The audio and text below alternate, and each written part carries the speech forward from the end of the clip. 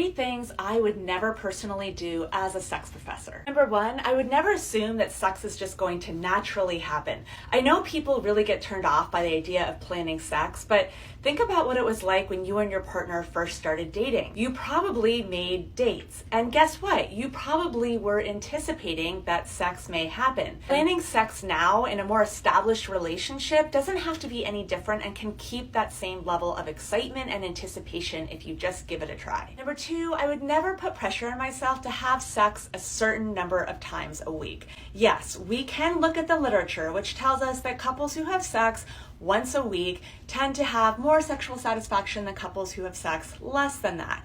But here's the thing. Those are averages. The reality is that people get sick, your kids get sick, your parents get sick, work gets stressful, and sometimes a little time might go on when you don't have sex, and that's natural. That's okay. As long as you prioritize sexual intimacy and commit to getting things back on a regular occurring schedule, you're golden. Number 3, I would never stop trying new things. Yes, I will never give up my favorite sexual positions, but I'm always game to try new things, whether it involves a toy or lube or a different position, or even having sex, I don't know, in the pantry.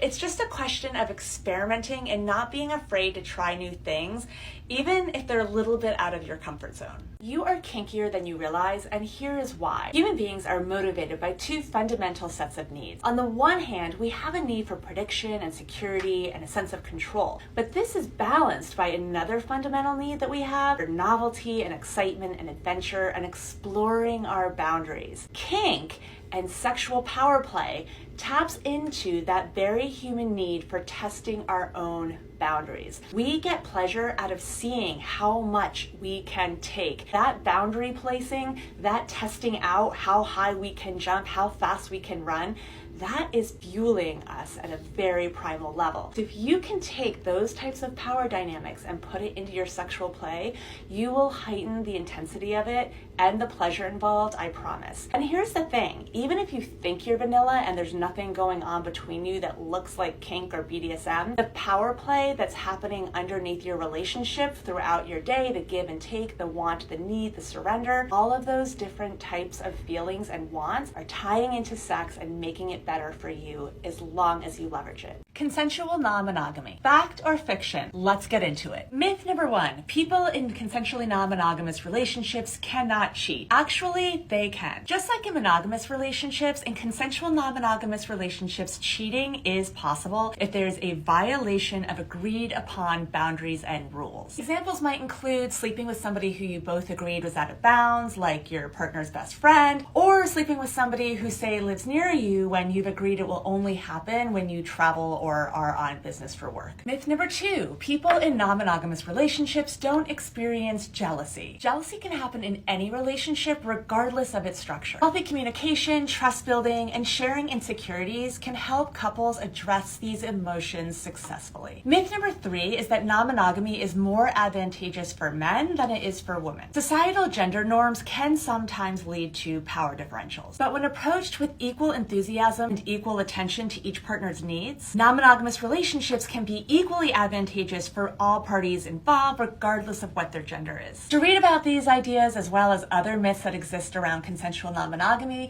head to my article on psychologytoday.com and read about it there.